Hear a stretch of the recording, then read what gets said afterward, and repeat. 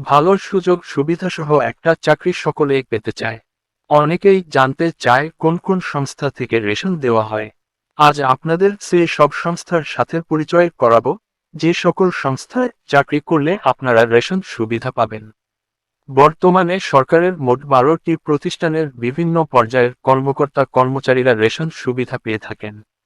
এই প্রতিষ্ঠানগুলো হল: ১. Special security force SSF. ২. জাতীয় নিরাপত্তা গোয়েন্দা অধিদপ্তর এনএসআই। ৩. বাংলাদেশ সেনাবাহিনী। ৪. বাংলাদেশ নৌবাহিনী। ৫. বাংলাদেশ বিমান বাহিনী। ৬.